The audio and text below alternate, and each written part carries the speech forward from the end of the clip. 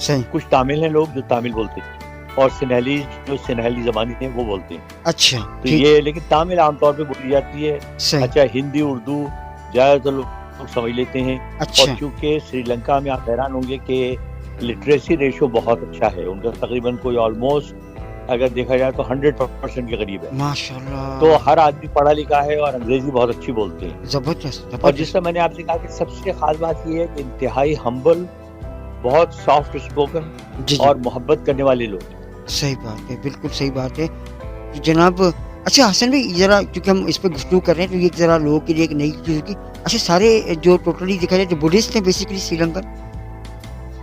जी हाँ, बुद्धिस्ट हैं, ज़्यादातर। बुद्धिस्ट हैं, ठीक लेकिन है। मुसलमान भी बहुत हैं वहाँ, मुसलमानों की खासी तादाद है, मसाजिद भी हैं, और मुसलमान अपने उससे वो उनकी एक ख़ास पहचान है। ज़्यादातर मुसलमान जो है वो टोपी ओढ़ते हैं, जी, जी। तो आपको वो टोपी पहने हुए, बास्केट पहने हुए आपको नज़र आएँगे अच्छा। घूमते-फिरते, तो आप पहचान लेंगे कि ये मुसलमान हैं। सही, सही, सही। अच्छा, आपने बंगाली रसगुल्ले का ज़िक्र किया क्योंकि मीठे का मैं भी शौकीन हूँ और आप भी शौकीन हैं। ज़रा बंगाली रसगुल्ले को डिस्क्राइब तो करिए ज़रा हमें, क्या उसका टेस्ट होता है और क्या चीज़ है इसकी? भाई टेस्ट तो बहुत अच्छा होता है, लेकिन हमने मुझे अच्छी तरह याद है जब मैं पहली मरतबा 88 में गया ढाका, जी, जी। तो मुझे बड़ा शौक था कि बंगाली रसगुल्ले खाएंगे। अच्छा, तो पहले दिन तो खैर हम ज़रा थके हुए थे, तो सेट वेट हो गए हम।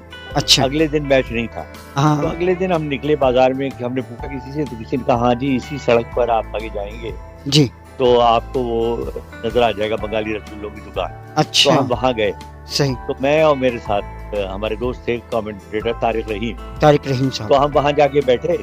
तो हमने उनको कहा कि हमने कहा भाई आप ऐसा करें 4 रसगुल्ले दे दीजिए हमें। हमने कहा वाह! 2-2। अच्छा, अच्छा। हमारा ख्याल तो ये था ना कि रसगुल्ले हमारे वाले साइज के होंगे जितने हाँ, हाँ, हमारे हाँ, होते हैं, सही बात। गुलाब जामुन या रसगुल्ले। जी, जी। उनसे 4 गुना बड़े रसगुल्ले थे वो। ओफ़ो! तो एक रसगुल्ला खाना हमें मुश्किल हो गया, लेकिन बहुत मज़ेदार ज़ायक़ा उसका, अच्छा, और उसका जो रस है वो ज़बरदस्त। यानी हमने बाद में वो चम्मच से पिया, वाह! लेकिन ये कि वो रसगुल्ला था बहुत मज़ेदार, लेकिन बहुत बड़े रसगुल्ले होते हैं वो। हाँ, सही बात है। अच्छा हसन भाई, ज़्यादातर जो फूड मैंने देखा है जो बंगाली बेसिकली बांग्लादेशी लोग खाते हैं, वो चावल और मछली या दाल का हाँ, ज़्यादा वो उनका इस्तेमाल हो। फ़ेवरेट, वो उनका अच्छा, उसकी वजह है। मैंने एक बंगाली दोस्त से पूछा, अच्छा, मैंने कहा यार आप लोग चावल और मछली क्यों खाते हो इतनी? जी, जी। तो उन्होंने बताया कि जी देखें, एक तो मछली, चूँकि हमारा हम समंदर से घिरा हुआ है, दरिया हैं, यहाँ बहुत ज़्यादा पानी बहुत ज़्यादा है, सही। तो मछली बड़ी वाफ़र मिक़दार में मिलती है और बहुत सस्ती है। अच्छा, तो वो सबसे आसान है, आपको पता है मछली पकाना भी आसान है। हाँ। तो कहने लगे एक तो वो है। अच्छा, इसी तरह चावल, राइस वहाँ बहुत होता है। जी, राइस बहुत। तो कहने लगे ये 2 चीज़ें ऐसी हैं जो कि हर आदमी को वाफ़र मिक़दार में दस्तयाब हैं। अच्छा, तो वो ज़ाहिर है वो एक रिवायत चल पड़ी, उसके बाद जब आपको एक आदत पड़ जाए तो फिर आप वो खाना आपकी आदत बन जाती है। सही बात है, तो कह बिल्कुल। लिए वो एक हमारा नेशनल फूड बन गया। हाँ, चूँकि मैंने देखा यही है कि बंगाली ज़्यादा जितने भी हैं, पाकिस्तान में बहुत सारे बंगाली हाँ, लोग रहते हैं। नहीं अभी भी उनका ये है, हालाँकि जो अब मॉडर्नाइज़ अब तो खासे हो गए हैं, जी, जी। तो वो उनसे ज़्यादा अब वो हमारी जैसी खुराक रोटी भी खाने लगे हैं ये भी, लेकिन अभी भी जी। वहाँ ये बहुत बड़ी जो तादाद है लोगों की, वो मछली और चावल ही खाते हैं। इनकी ट्रेडिशनल डिश है यानी कि मछली चावल जो है। जी हाँ, बिल्कुल। अच्छा। अच्छा हसन भाई, ये बड़ा सुना है कि क्योंकि मशरक़ी पाकिस्तान हुआ करता है 71 से पहले, 71 के बाद फिर बांग्लादेश बन गया। तो ये सुना है बहुत ग्रीनफुल एरिया है, बहुत ज़्यादा ग्रीनरी वहाँ बहुत ज़्यादा है, बड़ा सब्ज़ अभी भी है। अच्छा, बिल्कुल, सही। असल में वजह ये है ना, देखें, हुँ, एक तो बांग्लादेश में दरिया बहुत है, अच्छा। ठीक है? हुँ, अच्छा, चारों तरफ समंदर से घिरा हुआ है, जज़ीरा है और एक तरफ। चूँकि हाँ, समंदर से घिरा हुआ है, लिहाज़ा वहाँ बारिशें भी बहुत होती हैं। सही। बल्कि एक ज़माने में तो आपको याद है कि बहुत साइक्लोन्स आया करते थे जी, वहाँ। जी, जी, जी, एग्ज़ैक्टली। बहुत ज़्यादा तूफ़ान आया करते थे, तूफ़ान बड़ा है, नुकसान होता था। बड़ा नुकसान अब किसी हद तक वो तूफ़ानों का सिलसिला कम हो गया है, क्योंकि आबादियाँ बढ़ गई हैं, है। सही, थोड़ी-सी दूसरे कुछ हिफाज़ती इंतज़ामात भी किए गए हैं। सही। लेकिन ये है कि वहाँ पर ग्रीनरी तो इतनी ज़्यादा है कि आप ऊपर जब जहाज़ से आप लैंड करने लगेंगे, जी, तो जी, आपको जा-बजा पानी नज़र आएगा, दरिया नज़र आएँगे, और दरख्त ही दरख्त नज़र आएँगे, खेत नज़र आएँगे आपको। सही। तो अभी भी बहुत ज़्यादा ग्रीनरी है। अच्छा, ख़ास तौर अच्छा, से जैसे ढाका तो ख़ैर चले, चूँकि बहुत आबादी का शहर है, सही, तो वहाँ ग्रीनरी कम है। फिर आप सही। चिटागोंग की तरफ निकल जाएँ, अच्छा। आप कोमिला चले जाएँ, सिलहट निकल जाएँ, हुँ, हुँ। ये सारी जगहें ऐसी जो कि आपको यानी ग्रीन ही नज़र आएगी हर जगह। वाह! ज़बरदस्त, ज़बरदस्त। अच्छा हसन भाई, चूँकि आपका ताल्लुक क्रिकेट से ज़्यादा रहता है, तो बांग्लादेशी जो टीम है, क्रिकेट टीम है, इस हवाले से क्या कहेंगे आप? कैसी टीम है? क्या और अभी जो टीम है उसकी बात करें या पहले की टीम की बात करें, तो क्या समझते हैं आप इस वक़्त बांग्लादेशी क्रिकेट का क्या हाल है? नहीं, बांग्लादेश क्रिकेट ने बहुत तरक्की की है और मेरा ख्याल है जब से वो बांग्लादेश बना, जी, तो शुरू में तो खैर उनकी परफॉर्मेंस कोई इतनी अच्छी नहीं थी, जी, जी। लेकिन बाद में बहुत अच्छे-अच्छे खिलाड़ी सामने आए हुँ, हुँ। और उन्होंने बहुत अच्छी परफॉर्मेंस दी और बांग्लादेश की रैंकिंग बहुत ज़्यादा हाई अभी भी नहीं है, अच्छा, लेकिन खिलाड़ी बहुत अच्छे हैं। अच्छा। अभी तो दुनिया के टॉप ऑलराउंडर्स में वहाँ के खिलाड़ी हैं शकीब उल हसन, जी, जी, उनका नाम है। शकीबुल हसन। मुशफ़िकुर रहीम उनके बैट्समैन होते थे जो अब रिटायर हो गए। सही। अच्छा, तमीम इकबाल उनके बहुत अच्छे खिलाड़ी थे, जी, जी, वो भी अब जाके रिटायर हुए हैं। सही। उसके अलावा उनके पहले सेंचुरी मेकर थे जो मेरे बड़े अजीज दोस्त भी हैं, उनका नाम था अमीनुल इस्लाम बुलबुल। हाँ, हाँ, अमीन तो इस्लाम वो अभी बुलबुल। वो उन्होंने पहली पहली सेंचुरी बांग्लादेश की तरफ से उन्होंने बनाई। अच्छा, उसके अलावा उनके एक कप्तान भी थे और बड़े अच्छे खिलाड़ी अकरम खान, सही, वो भी जो है बहुत अच्छे खिलाड़ी थे। सही, तो खिलाड़ी उनके अभी भी बहुत अच्छे हैं सही। और अच्छी वो परफॉर्मेंस दे रहे हैं और मेरा ख्याल है कि आने वाले वक्त में जी, जी। बांग्लादेश एक मजबूत टीम के तौर पर सामने आएगी। अच्छा हसन भाई, आईपीएल में बांग्लादेश की जानिब से कोई खिलाड़ी नहीं खेला ना अभी तक? जो मेरी नॉलेज के मुताबिक, अब अगर मुझे पता कम है अगर कम है बहुत, 2-3 असल में देखिए टीम का हमेशा ये होता है कि अगर आपकी टीम की रैंकिंग अच्छी होगी और टीम कामयाबी हासिल करेगी जी, जी। तो आपके खिलाड़ियों की भी डिमांड बढ़ेगी दुनिया भर में, सही, स्टार पावर होगी उनमें। सही, सही। अभी चूंकि बांग्लादेश के खिलाड़ियों में सिवाय शकीब उल हसन के जी, जी। किसी और खिलाड़ी के पास इतनी स्टार पावर नहीं है, अच्छा, इसलिए देखिए शकीब तो बहुत सी लीग खेल रहे हैं, अच्छा। लेकिन बाकी खिलाड़ी अब उनको अभी वो मौके नहीं मिल रहे। जी, जी। लेकिन इंशाल्लाह मेरा ख्याल है कि जिस तरह वो लोग मेहनत कर रहे हैं जी, जी। तो उनके बहुत से नए जो खिलाड़ी आ रहे हैं वो अच्छे हैं और वो हुँ। सामने आएंगे। सही, सही, सही।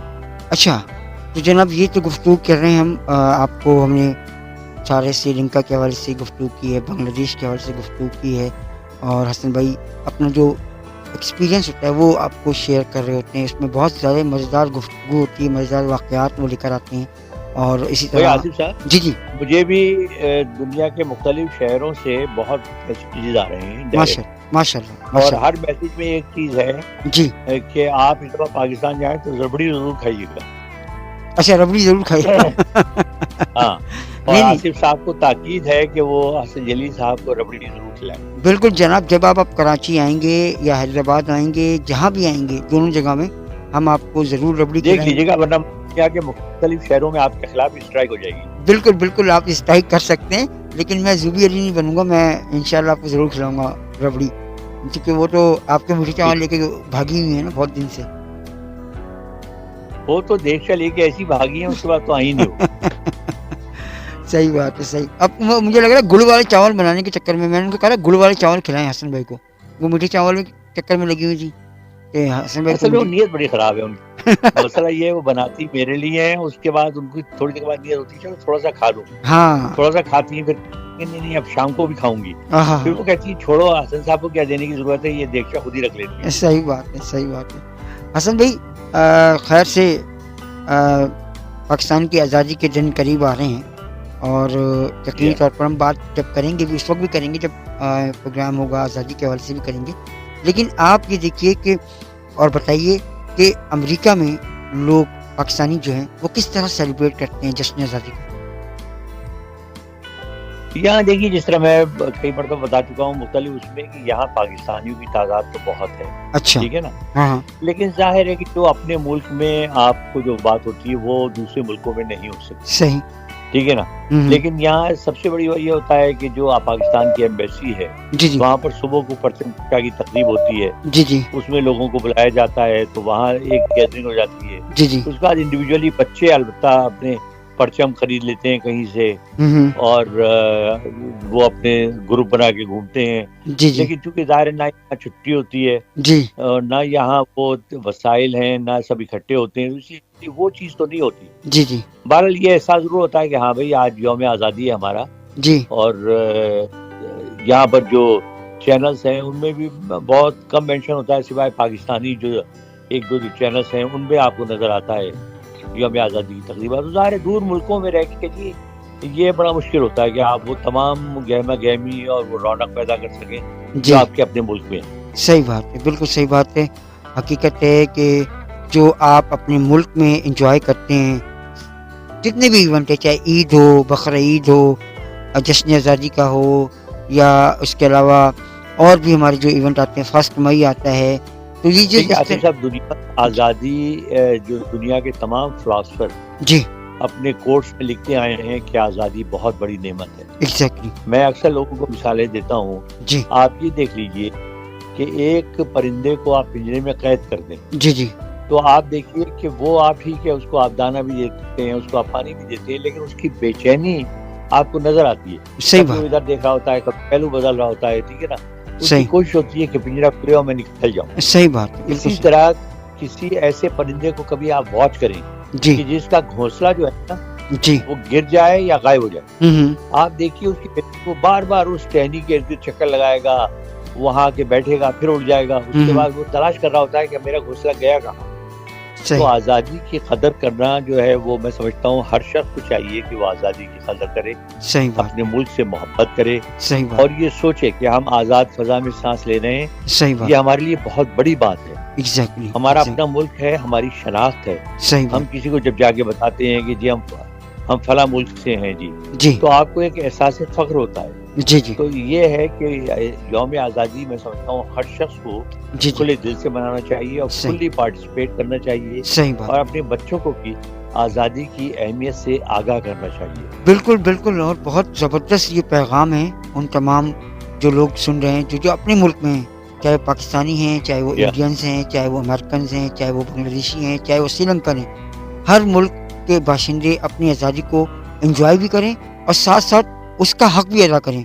जो मुल्क आपसे माँगता है, आप उसे सर्व करें। बिल्कुल, ये नहीं कि जब सर्व करने का टाइम आए, तो आप मुल्क छोड़ के बैरून मुल्क चले जाएँ। ये ज़रूर एक हम आपसे कहेंगे कि अपने मुल्क को सर्व करें, ये कि बहुत बड़ी नेमत है।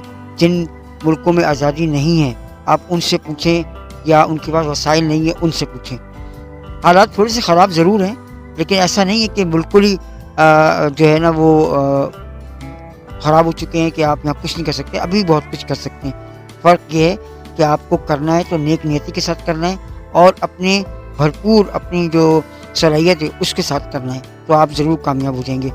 आज का ये प्रोग्राम इसी पैगाम के साथ हम ख़त्म करेंगे। मुझे और हसन जलील साहब को इजाज़त दीजिए। अपना बहुत सारा ख्याल रखिए, अपने आस-पास में रहने वालों का बहुत सारा ख्याल रखिए, ख़ास तौर पर सफ़ेदपोश लोगों का ख़ास ख्याल रखिए। अल्लाह हाफ़िज़, गुड बाय एंड शब ख़ैर।